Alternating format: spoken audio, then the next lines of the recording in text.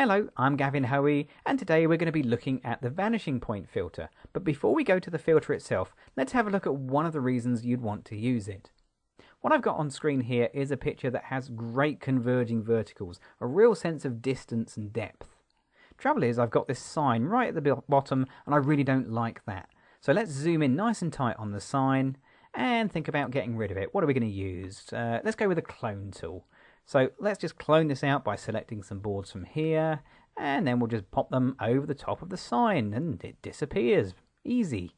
Trouble is, the boards we're adding in are noticeably smaller than the boards next to them. As a result, it doesn't really look right. Now, in reality, of course, all these boards are the same size, but because Photoshop is a two-dimensional program, it doesn't know that, and it just sees what you see on screen. So, Vanishing Point can turn your two-dimensional image into a three-dimensional model. Okay, let's undo that and have a look at the Vanishing Point filter itself, which is under Filter and Vanishing Point. Now, the first thing you need to do when you come into Vanishing Point is to define a plane. Now, I'm not talking about the things with wings and propellers that takes you on holiday every year. I'm talking about a flat surface. Now, your surface could be horizontal, it could be vertical.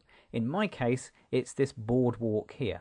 And you define a plane by clicking its four visible corners. So let's click here and come across, and then we'll come up to the edge of my boardwalk as much as I can see, like so. Now, planes come in a couple of different colours. The colour you're looking to see is blue, but if you have a yellow one or a red one, then you may need to try defining your plane again. You can change things around, so if it's not spot on, you can always drag the corner nodes, like so. You can see yellow, bad colour, blue, good colour. If it's not big enough, like ours isn't here, you can also drag the middle nodes. You can drag them in and out, like so. And of course, you can fine-tune your plane at any point. Just make sure it all works. There we go, nice and neatly, all the way down. Now let's get the zoom tool and we'll just zoom in over this area here that we want to remove, because Vanishing Point comes with a handy little tool that'll look very familiar to you.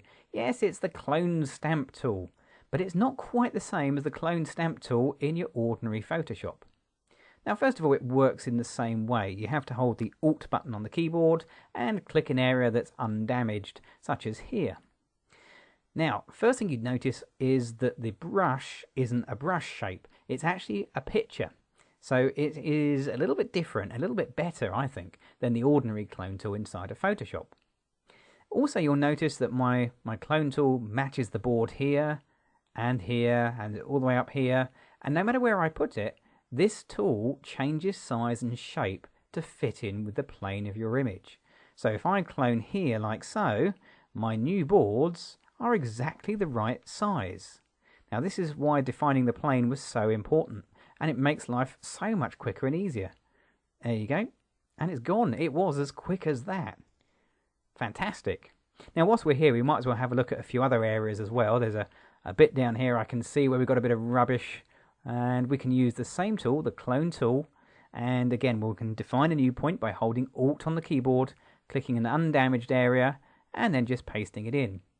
Now, you'll notice that my brush becomes more squashed the further down the plane I go. That's because, of course, my brush, like the boards on the boardwalk, is getting further and further away from the source point from us, and therefore becomes smaller and more squashed. It actually changes the perspective of the brush to make this job a lot easier. There we go, and there's a bit there. You can change the brush size using the little options up here, like that. And if you want to, you can even have the healing brush as well. So if you want it to make new pixels, you can do that too. So the brush itself is very, very versatile and works just as well as your clone tool, but with the added bonus that it matches your three-dimensional model, your plane, and fills in the gaps correctly sized. Okay, there you go. We'll just click OK, and we've now completely cleaned up our picture. It only took a few clicks, and it looks fantastic.